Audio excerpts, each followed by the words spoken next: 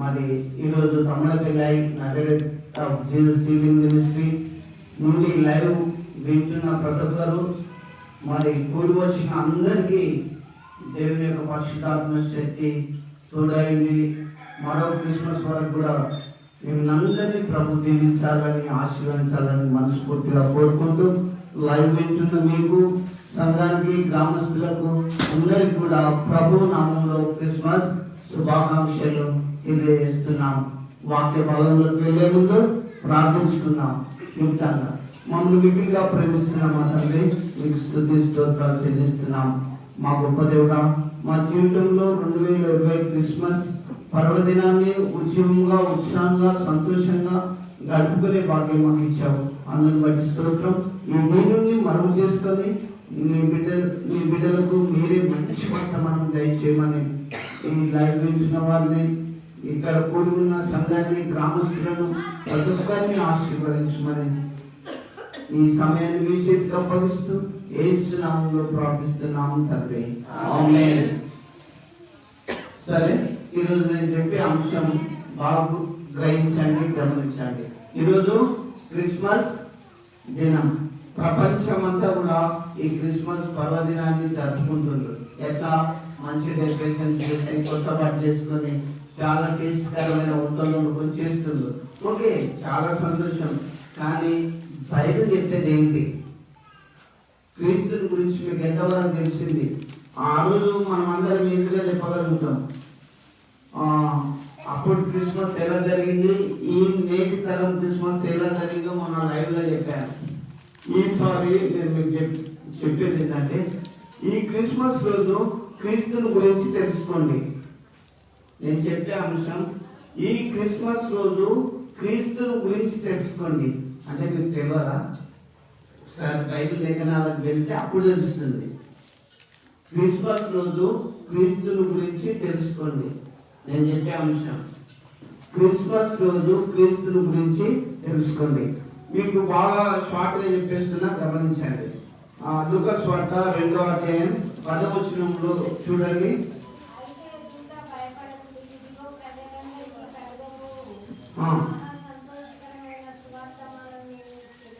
చూడండి, అయితే దూత భయపడకుడి, ప్రజలందరికీ కలగబోయే మహా సంతోషకరమైన సువర్తమానము నేను మీకు తెలియజేస్తున్నా. క్రిస్టమస్ అనేది ఓన్లీ క్రిస్టియన్స్ కు, వాళ్ళకు మాత్రమే కాదు. ఇది ప్రజలందరికీ, ప్రపంచం అందరికీ కలగబోయే మహా సంతోషకరమైన క్రిస్మస్. ఓన్లీ గుర్తులకి క్రిస్మస్ అనుకోకండి. అందుకే క్రీస్తుని గురించి బాగా తెలుసుకోండి. ఇదిగో ప్రజలందరికీ, భూమి మీద ఉన్న ప్రజలందరికీ ఈ క్రిస్మస్ పండుగ. ఓన్లీ నాట్ ఓన్లీ క్రిస్టియన్స్, ఒక క్రైస్తవులకు మాత్రం కాదు. ఈ వర్తమానము దేవదూత పరలోకం నుంచి వచ్చి మనకు క్లియర్ గా చెబుతుంది. ఇదిగో ప్రజలందరికీ కలగబోయే మహా సంతోషకరమైన సువర్తమానం. ఏ క్యాస్ట్ అనగా, ఏ కులం అనగా, ఏ మతస్థుడు అనగా, ఎవరు అనగా, జీసస్ ఫర్ ఆల్, యేసు ప్రభు అందరికి దేవుడు. అదే వర్తమానం దేవదూతలు పరలోకం నుంచి చెప్పారు. కాబట్టి ప్రజలందరికీ కలగబోయే మహా సంతోషకరమైన శుభదినం, క్రీస్తు జన్మించిన దినం. అందుకే క్రీస్తునందు ప్రియులారా, మనం దీన్ని ఏమనుకుంటున్నాం? హ్యాపీ క్రిస్మస్ అనుకుంటున్నాం, మేరీ క్రిస్మస్ అనుకుంటున్నాం. మనం సంతోషంగా దేవుని స్తుతించాలి, ఆరాధించాలి. ఆ రోజు మీకు షార్ట్ గా అర్థమయ్యేటట్టు చెప్తున్నా. ఈ వర్తమానం దేవదూతలు వచ్చి గొల్లలకు చెప్పారు. ఆ గొల్లలు విని వారు గల్లి గల్లి తిరిగి పల్లె పల్లెకు వచ్చి తమిళకు దాకేసి వర్తమానం వచ్చింది ఈరోజు. అవునా? ఏ పల్లెలో చూడు క్రీస్తుని గురించి ఆరాధిస్తున్నారు, ఏ పట్టణంలో చూడు క్రీస్తుని గురించి ఈరోజు స్తుతిస్తూ, ఆరాధిస్తూ, కీర్తిస్తూ క్రిస్మస్ జరిపించుకుంటున్నారు. ఎవరు చెప్పారు? గొల్లలు చెప్పారు. గొల్లలకి ఎవరు చెప్పారు? దూతలు చెప్పారు. అంత బాగానే ఉంది. ఇప్పుడు మీరెవరు చెప్పాలి? నీ ఇరుపులు వారు చెప్పాలి. క్రీస్తుని గురించిన వార్త మీ సహోదరులకు చెప్పాలి. నేను ఇప్పుడు మీకు తెలియని కొన్ని చెప్పాలి. నేను కూడా సిద్ధపడ్డా. ఎందుకంటే క్రిస్మస్ అంటే గొల్లవాళ్ళు విన్న వాటిని, కన్న వాటిని వాళ్ళు ప్రచురం చేసుకుంటూ బెత్లెహేము దాకా వెళ్ళి తొట్టిలో పండుకొని ఉన్న శిశువును యేసేపు మరియను చూసి వాళ్ళు వచ్చారు.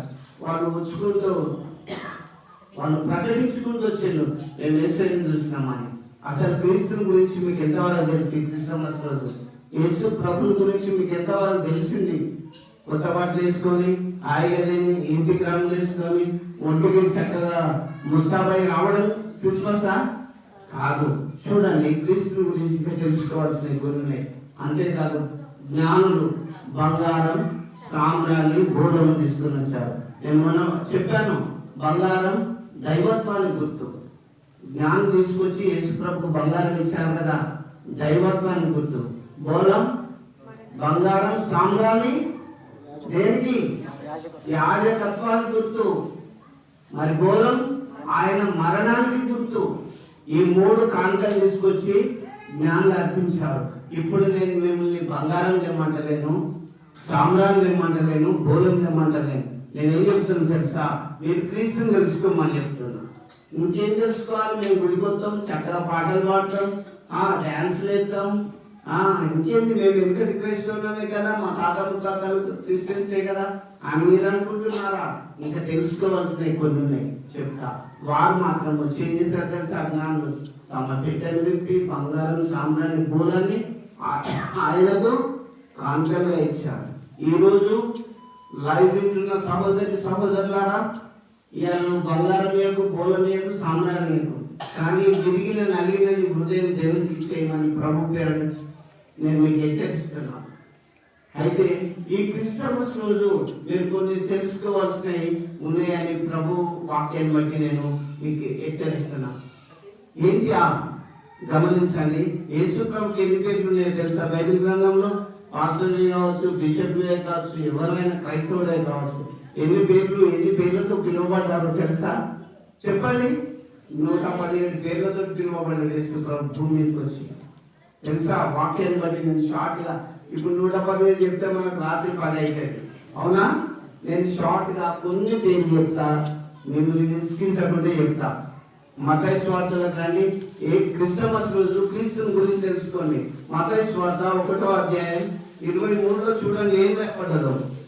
యేసు ప్రభుకి ఎన్ని పేర్లు ఉన్నాయి?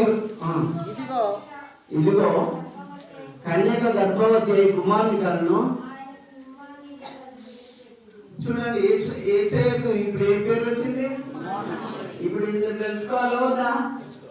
ఇదిగో కన్యక గర్భవతి అయి కుమారుని కలను, ఆయనకు ఇమ్మానుయేలు అని పేరు పెట్టబడును. యేసు ప్రభుకి ఏం పేరు ఉన్నది? మరి మీకు తెలుసా? ఇంతకు ముందు యశ్వపరులకు తెలియకపోతే ఇప్పుడు తెలుసుకోండి.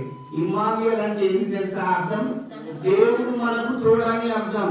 ప్రతి క్రైస్తవ విశ్వాసి దిగులు పడకు జీవిత యాత్రలో నువ్వు ఆ ఇమ్మానుయేలు దేవుని నువ్వు ఆరాధిస్తున్నావు, ప్రార్థిస్తున్నావు, చేర్చుకొస్తున్నావు, ఇక్కడ మొక్కి వెళ్తున్నావు. కాబట్టి యేసు ప్రభుకి ఏమని పేరు ఉన్నది? ఇమ్మానుయేలు అనే పేరు ఉన్నది. ఇమ్మానుయేలు అంటే దేవుడు మనకు తోడని అర్థం. గుడికి వస్తున్న మీకు, వాక్యం వింటున్న మీకు ఈ సంవత్సరం అంతా దేవుడు తోడైనాడు. అవునా? మన బలంతో బ్రతకలేము, మందుగోలు వేసుకుంటే బ్రతకలేము.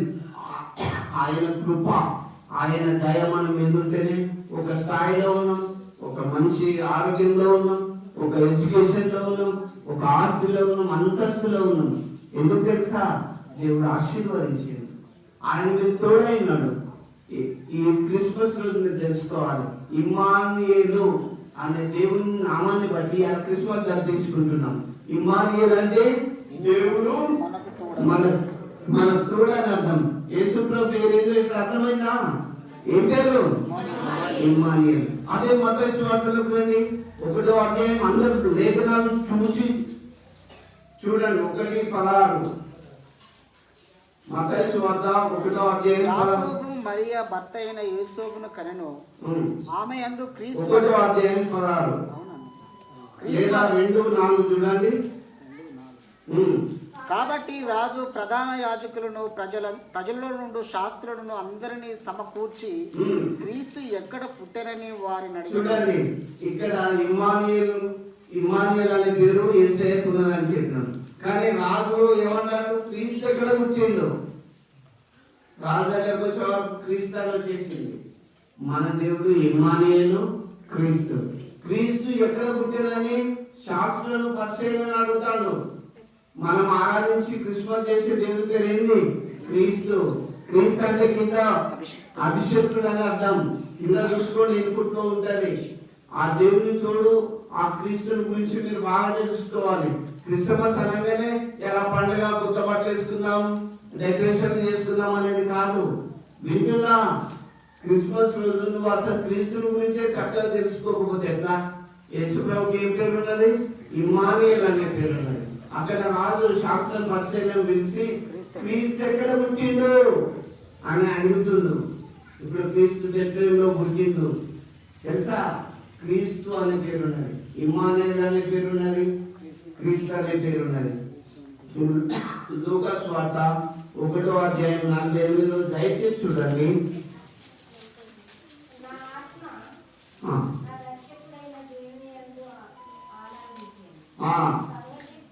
చూడండి, రక్షకుడు.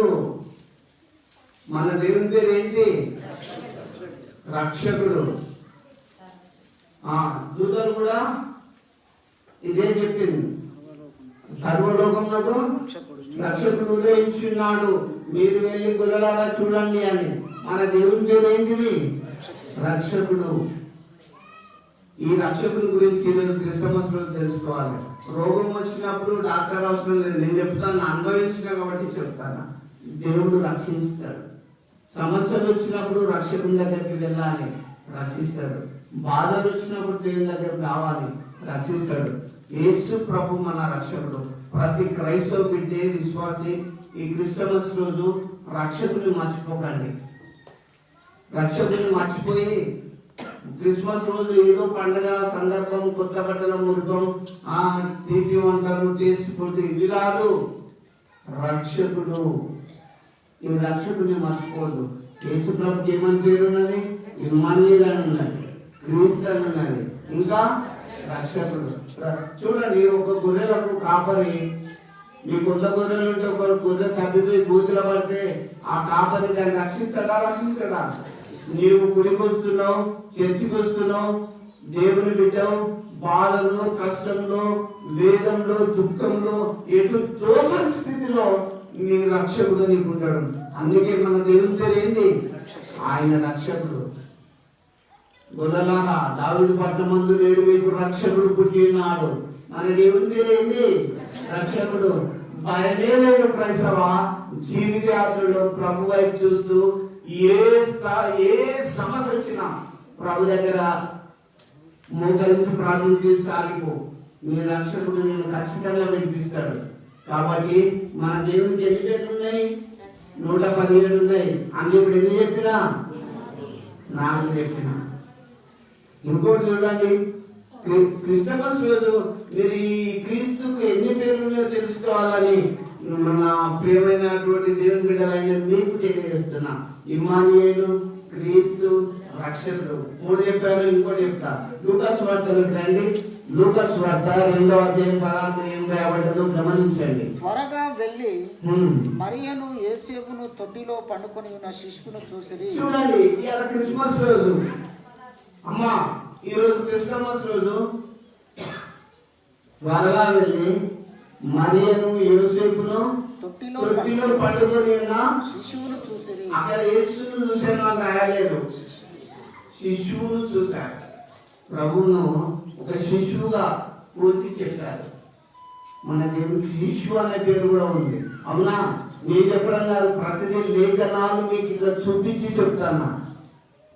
ఎవరు చూసిండ్రు? యేసును చూశారని రాయొచ్చు కదా అక్కడ. కానీ ఆయన ఇన్ఫాంట్ శిశువుగా ఉన్నప్పుడు శిశువును చూసిండ్రు. ప్రభుకి ఎన్ని పేర్లు వచ్చినాయి? 4 పేర్లు చేసినాయి. క్రిస్మస్ ఈ క్రిస్మస్ దినాన్ని క్రీస్తుని గురించి తెలుసుకోండి. అనేకలో చెప్పండి. ఇమ్మానుయేల్ అనే పేరుంది, క్రీస్తు అనే పేరుంది, రక్షకుడు అనే పేరుంది. ఆయన శిశువై పశువుల తొట్టిలో పనులు పెట్టిండు. వాళ్ళు వెళ్ళి చూశారు. మరి మీరెప్పుడు చూస్తారు ఈ పేర్లన్నీ? చూడకపోతే ఎట్లా చెప్పండి? క్రిస్మస్ రోజు మనం క్రీస్తుని గురించే చక్కగా తెలుసుకోకుండా మనం పైకి బట్టలు వేసుకొని ఆరాధిస్తే కాదు. ఇది లోకానుసారమైన క్రిస్మస్.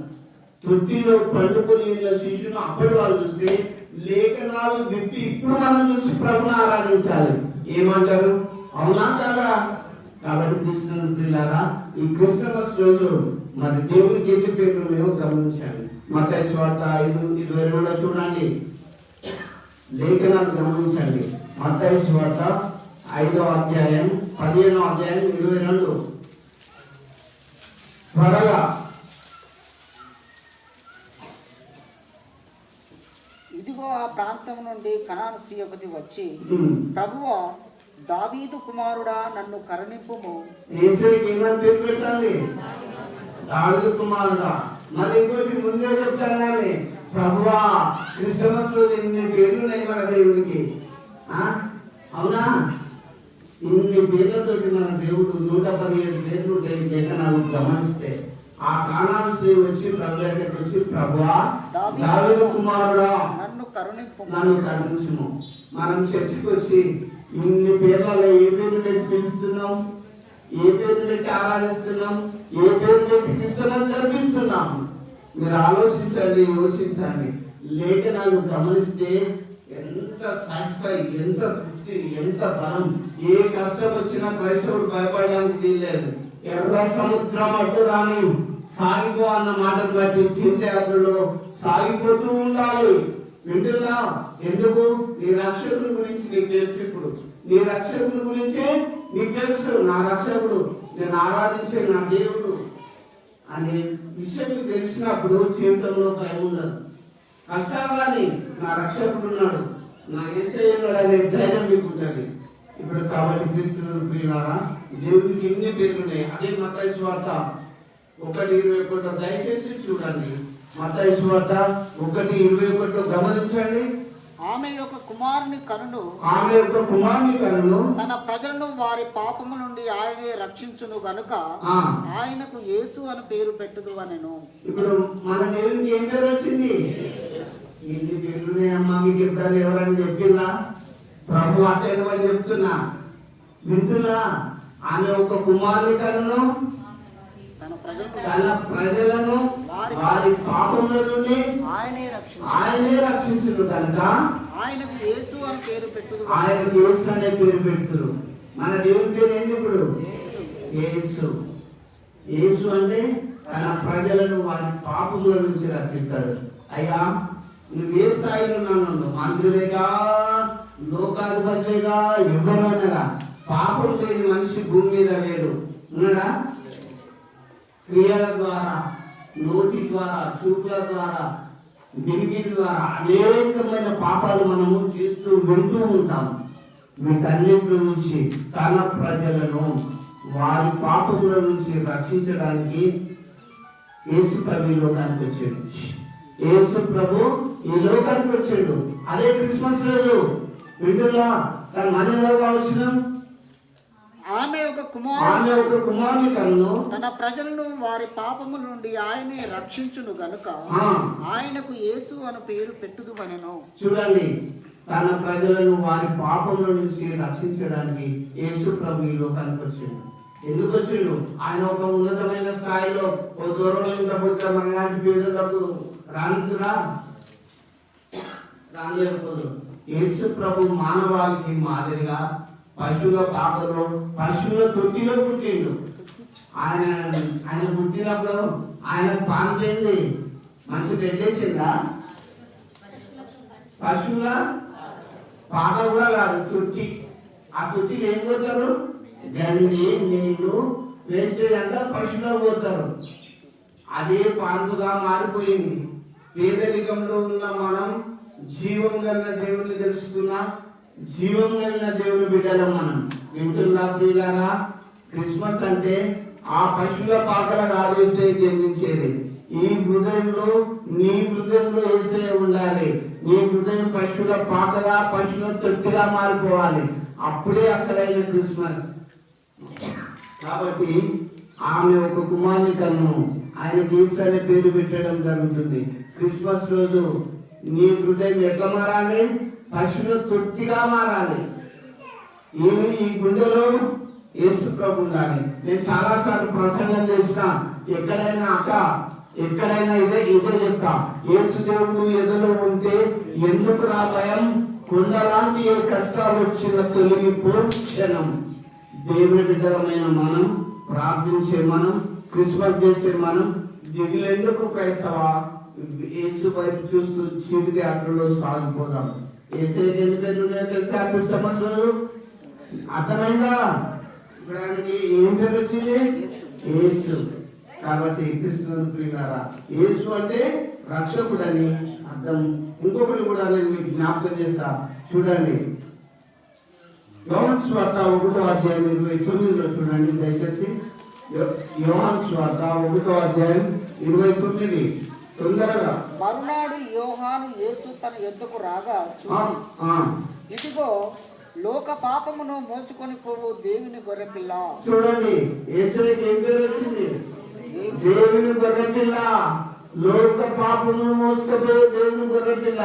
ఇప్పుడు మనం ముందు నుంచి రెఫరెన్స్ చెప్పినాం. ఆమె యొక్క కుమారుడు తన ప్రజలను వారి పాపముల నుంచి ఆయనే రక్షించును. కనుక ఆయనకి ఈస అనే పేరు పెట్టడం జరుగుతుంది. యోహాను ఆయన చూసి ఏమని చెప్తుండ్రు? ఇదిగో లోక పాపమును మోసుకొని పోవు, లోక పాపమును మోసుకొని పోవు దేవుని గొర్రెపిల్ల. ఆయనకి ఏమని పేరు? దేవుని గొర్రెపిల్ల అనే పేరు. లోక పాపాన్ని మోసుకొని పోతాడు. అయ్యో, నువ్వు నీ కులాన్ని చూసుకొని మురుగకు, నీ మతాన్ని చూసుకొని విరవీయకు. ప్రభుని తెలుసుకో. పాపల కొరకు యేసుక్రీస్తు లోకానికి వచ్చిందని తెలుసుకోండి. లోక పాపములో, లోకములో ఉన్న పాపల కొరకు వచ్చిండు. అందుకే ప్రజలందరికీ కలగబోయే మహా సంతోషకరమైన సువర్తమానాన్ని తెచ్చిందని పరలోకంలో నుంచి దేవదూతలు గొర్రెలకు ప్రకటించారు. అమాయకులు, పామరులైన గొర్రెల కాపర్లు వెళ్ళి యోసేపును మరియను తొట్టిలో పడుకొని ఉన్న శిశువును చూసిండ్రు. నేను ప్రభు వాక్యాన్ని బట్టి చెప్తున్నా, నా ప్రియ దేవుని బిడ్డలారా, మీ పాప శాప జీవితాన్ని వదిలిపెట్టి క్రీస్తుకు పశువుల తొట్టిగా మారిపోవాలి. అప్పుడే మీరు అసలైన క్రిస్మస్ చేసిన వాళ్ళైతారని ప్రభు వాక్యాన్ని బట్టి నేను హెచ్చరిస్తున్నా. ఇంకొకటి కూడా నేను చెప్తున్నా. యోహాను సువార్త 10వ అధ్యాయం దయచేసి చూసుకోండి. 11వ వచనం. యోహాను సువార్త 10:11. ఇప్పుడు మంచి కాపరి. యేసయ్యకి ఏం పేరు ఉన్నది? గొర్రెల మంచి కాపరి. ఇంకా ఆయనకి ఎన్ని పేర్లు ఉన్నాయి? ఇప్పుడు ఒక గొర్రె మంద దగ్గరకు మీరు వెళ్ళండి, కాపరి లేకపోతే గొర్రెలు ఉంటాయా? దేవుడు నీ కుటుంబాన్ని, నీ పిల్లలను కాపాడకపోతే, దేవుడు ఆ పిల్లలకు మంచి ఆరోగ్యం లేకపోతే ఆ పిల్లలు చక్కగా ఉంటారా? ప్రభు వాక్యాన్ని బట్టి చెప్తున్నా, దేవుడు మన మంచి కాపరి. మన మంచి కాపరి. కాపరి ఏం చేస్తాడో షార్ట్గా చెప్తున్నా. కాపరి మంచి పచ్చిక దగ్గర కొట్టుకుపోయి పచ్చిక మేపుతాడు. పచ్చిక మేగానే ఏం చేస్తాడు? శ్రేష్టమైన జనాల దగ్గర కొట్టుకపోతాడు. మురికి నీళ్ళు ఆపించుకుంటాడా? ఇక్కడ నీళ్ళు బాగలేవు, చేతకైనా ఎక్కడన్నా కుంటలో కొట్టుకుపోయి నా గొర్రెలను దగ్గర తీస్తానని చూస్తాడు. ఆ తర్వాత ఏం చేస్తాడు? పచ్చిక వేసిన తర్వాత నీళ్ళు తాపిస్తాడు. తర్వాత శ్రేష్టమైన దొడ్డిలో వాటిని తోలుతాడు. వింటున్నా? శ్రేష్టమైన దొడ్డిలోకి తీసుకుపోయి అందులో వాటిని పరుంగా చేస్తాడు. క్రీస్తు నమ్ముకున్న మీకు మంచి స్థానంలో ఉంచుతాడు. దేవుని బిడ్డలు ఎప్పుడు కూడా వెక్కిరింపబడరు. మంచి ఉన్నత స్థాయిలో ఉంచుతాడు. కాబట్టి క్రీస్తు దేవుని బిడ్డగా మన దేవుని గురించి ఇప్పుడు మనకు తెలుసు. యేసు ప్రభు మంచి గొర్రెల కాపరి. మన దేవునికి ఏ పేరున్నది? మంచి గొర్రెల కాపరి అని ఆయన పేరున్నది. కాబట్టి ఇంకా యోహాను సువార్త 1:41 చూడండి. దేవునికి ఎన్ని పేర్లు ఉన్నాయో తెలియదా? మీరు చర్చిపోతారా? ఎన్ని పేర్లు ఉన్నాయో తెలుసా? గమనించండి. యోహాను సువార్త 1:41. ఇతడు మొదట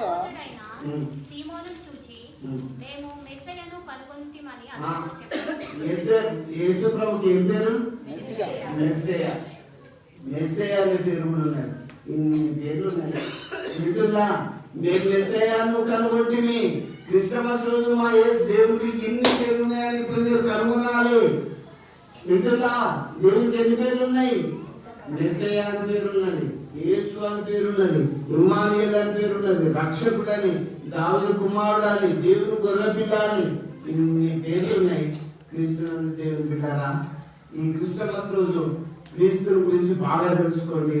అనేకులకు మరి సాక్షిగా మీరు నిలబడండి. ఇంకొకటి కూడా నేను షార్ట్గా చెప్పేస్తున్నా.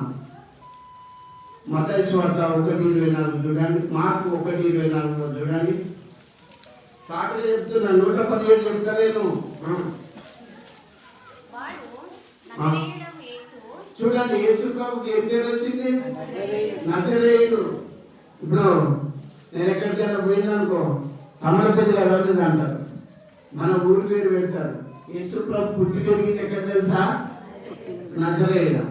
నజరేయుండేసు నీదు నామ్యం భూముఖమును చూసి స్వార్థపరచురోగులను సర్వజనులను రక్షింపా. నజరేయుడని ఆయన పేరున్నది తెలుసా? దయ్యాలు కూడా ఓ నజరేయుడనే యేసు, మాతో నీకేం పని? యేసు ప్రభు పేరు మీకు తెలుసా? నజరేయుడు. ఆయన పుట్టి పెరిగిందంట నజరేతులో. ఆ ఊరిని బట్టి కూడా, ఆ ఊరిని బట్టి ఆయన పేరు నజరేయుడు అని కూడా ఉన్నది.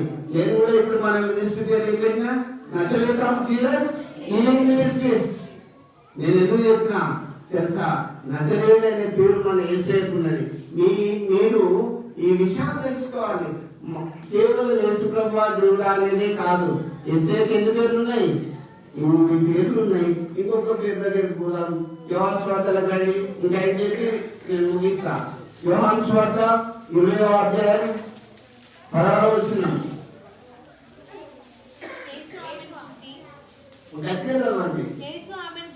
యేసు ఆమెను చూసి మరియా అని పిలిచెను. ఆమె ఆయన వైపు తిరిగి ఆయనను హెబ్రీ భాషలో రబ్బూని అని పిలిచెను. చూడండి, యేసు ప్రభు అని పిలవలేదు మరియా. యేసు ప్రభు చనిపోయి తిరిగి లేచినప్పుడు ఫస్ట్ కనబడేది మగ్దలేనే లేదు. వింటున్నా? మరియా అని పిలవగానే ఆమె ఏమంటారు? రబ్బూని అంటే అర్థం ఏం తెలుసా? బోధకుడా. ఆయన బోధకుడు అనే పేరు కూడా ఉన్నది. వింటున్నా? యేసయ్యకు బోధకుడు అనే పేరు ఉన్నది. హెబ్రీ భాషలో రబ్బూని అని తెలిసింది, కానీ ప్రభు అని చెప్పి కౌగలించుకోలే. క్రిస్మస్ రోజు క్రైస్తవ యేసయ్యకు 117 పేర్లు ఉన్నాయి. లేఖనాలు పరిశీలించి గమనించి చూడండి. రబ్బూని అంటే బోధకుడా అని పిలిచి సంబోధించినట్టు మనం చూస్తున్నాం. ఇంకొకటి కూడా యోహాను సువార్త 15:1 కూడా యేసు ప్రభుకి ఏం పేరుందో చూడండి. యోహాను సువార్త 15వ అధ్యాయం 1లో నేను నిజమైన ద్రాక్షావల్లిని. యేసు ప్రభు చెప్తాడు, నా పేరేంటిది? నేను నిజమైన ద్రాక్షావల్లిని. మన పాట పడతాం చూడు. నిజమైన ద్రాక్షావల్లి నా యేసు ఉత్తమ ద్రాక్షావల్లి. చూడండి, నిజమైన ద్రాక్షావల్లిలో మీరు అంత కట్టబడి ఉంటే, తమ్ముడు మీరు నిజమైన ద్రాక్షవల్లిలో ఇలా అంట కట్టబడి ఉంటే విస్తారంగా ఫలిస్తారు. చెట్టుకు మీరు అంటు లేకపోతే మీరు ఫలిస్తారా? నేను మీరు చెప్తానా? అక్క, మనం నిజమైన ద్రాక్షవల్లి అనే దేవుని చెట్టుకు మనం అంట కట్టబడి ఉండాలి. ఈ క్రిస్మస్ రోజు ఈ పేరుతో దేవుడు మనకు బైబిల్ వాక్యంలో సెలవిస్తున్నాడు. నువ్వు అంట కట్టబడి విస్తారంగా ఫలించి ఆశీర్వదింపబడాలని ప్రభు వాక్యాన్ని బట్టి నేను మీకు తెలుస్తున్నా. ఇంకొకటి చెప్పి నేను త్వరగా ముగిస్తా. లూకాసు వార్త 1:32 చూడండి. లూకాసు వార్త 1వ అధ్యాయం 32. ఆయన గొప్పవాడై సర్వోన్నతుని కుమారుడు అనబడును. చూడు, మన యేసు ప్రభు దేవుని కుమారుడు అంటాం, కానీ సర్వోన్నతుడైన దేవుని కుమారుడు. సేనదయాపత్రుడు ఏమంటారు తెలుసా? యేసు ప్రభును సర్వోన్నతుడైన దేవుని కుమారుడా, నాతో నీకేం పని? మమ్మల్ని బాధపరచకు. కాలం రాకముందే ఇప్పుడు వచ్చి ఎందుకు వెళ్ళగొడతాను ఇద్దరిలో నుంచి? అక్కడ గొప్ప పనుల మనం వేస్తున్నా అటెండ్ కొట్టుపోతామని సర్వోన్నతుడైన దేవుని కుమారుని గురించి తెలుసుకున్నాయి. క్రీస్తునందు ప్రియ విశ్వాసి క్రైస్తవ, ఈ క్రిస్మస్ దినాన సర్వోన్నతుడైన దేవుని కుమారుని గట్టిగా తెలుసుకోండి, ఆరాధించండి, ప్రార్థించండి. ఎట్లా? పెట్టెలు విప్పాలి. పెట్టెలు ఎట్లు విప్పాలి? పెట్టె బదులు హృదయాన్ని విప్పు, సాగిలపడి దేవుని సన్నిధిలో అయ్యా నీతో మేము అంట కట్టబడి ఫలించిన కృప చూపమని ప్రార్థించుకోవాలి. లాస్ట్ ఒకటి చెప్తానా, ఏషియా గ్రంథం 9వ అధ్యాయం 6వ వచనం. ఏలైనగా మనకు శిశువు పుట్టెను. ఇవాళ ఏంటిది? క్రిస్మస్, క్రీస్తు బర్త్డే కదా, దేవుని బర్త్డే కదా. మన ఇండియాలో బిడ్డలు కొడుకులు పుడితే మనము కేక్ తెచ్చి కట్ చేసుకుంటాం, అవునా? ఏలైనగా మనకు శిశువు పుట్టెను, మనకు కుమారుడు అనుగ్రహింపబడెను, ఆయన భుజము మీద రాజ్యభారముండు, ఆయన భుజం మీద రాజ్యభారముండును, ఆశ్చర్యకరుడు, ఆలోచనకర్త, బలవంతుడైన దేవుడు. చూడండి మన దేవుడు ఎట్లాంటోడు. ఇవాళ క్రిస్మస్ రోజు ఆరాధిస్తుంది, ఎట్లాంటోడు? బలవంతుడైన దేవుడు. నేను మీ శక్తి కూడా గురించి చెప్తా. నేను తప్ప ఎవరికి పూజించొద్దని నెబుకద్నెజర్ ఆర్డర్ పాస్ చేసిండు. దేవా రాజా, మేము మాత్రం మా దేవుడికి తప్ప నీవు పెట్టిన విజ్ఞానికి ముఖం అన్నాడు. అప్పుడు మీరు సేవించే దేవుడు రక్షించే సమర్థుడు అని ధైర్యంగా చెప్పింది. ఎందుకు చెప్పింది తెలుసా? మన బలవంతుడైన దేవుడు మనకుంటాడు. ఎప్పుడు దిగుపడదు క్రైస్తవ జీవితాలను, స్వర్గాలు రాని, రోగం రాని, కష్టాలు రాని, ఇగో ఇక్కడ రాక ముందుకు రాక గట్టి రాని, దిగులు పడకు. క్రీస్తు వైపు చూస్తూ ఈ క్రిస్మస్ రోజు బలవంతుడైన దేవుని ఆరాధిస్తున్నావు. వింటున్నా? కష్టాలు మన స్నేహితులు, బంధువులు ఇంకా తొలి చూసిపోవచ్చు, కానీ బలవంతుడైన దేవుడు నీకు సదాకాలం తోడు ఉంటాడు. ఆయన ఆశ్చర్యకరుడు, ఆలోచనకర్త, బలవంతుడైన దేవుడు, నిత్యుడగు తండ్రి, సమాధానకర్తకు అధిపతి అని ఆయన పేరు. ఎన్ని పేరుంటే దేవుడికి? బలవంతుడు, ఆశ్చర్యకరుడు.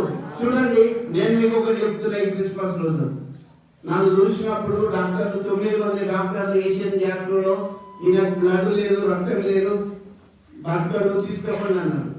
మళ్ళీ ఆపరేషన్ సెట్ చేసే ముందు నేనైతే అనుకుని ఇబ్బంది డాక్టర్ ఎక్కిస్తారు, ఎట్లా ఎక్కిస్తారు అనుకున్నా.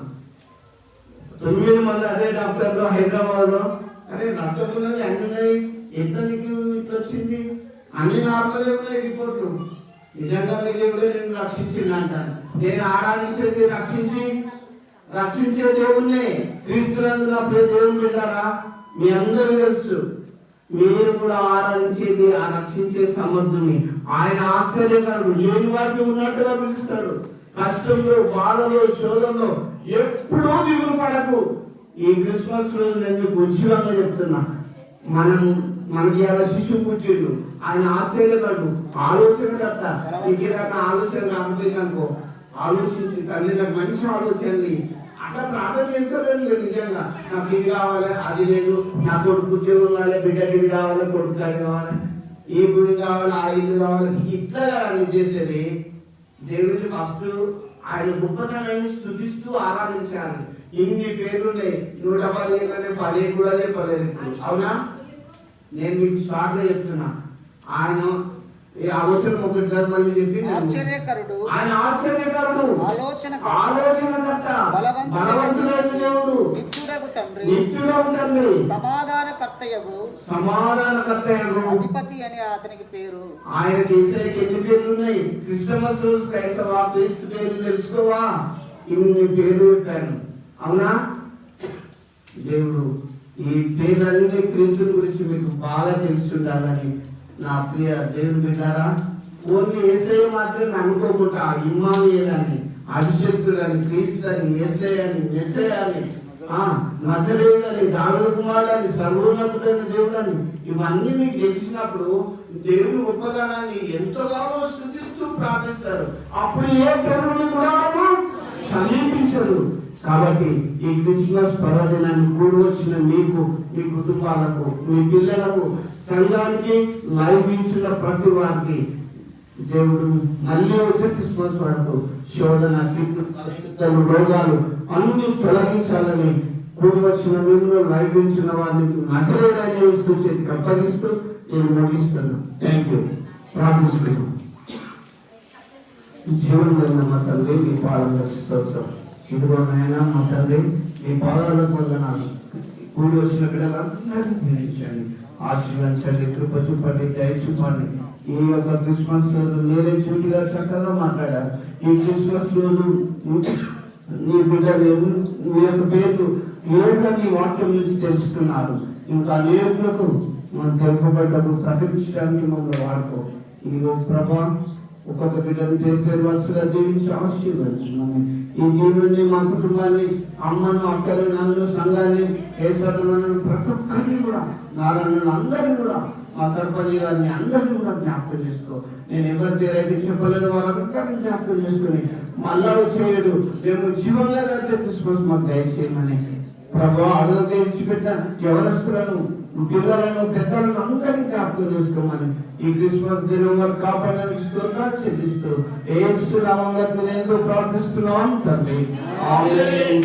ఆమేన్.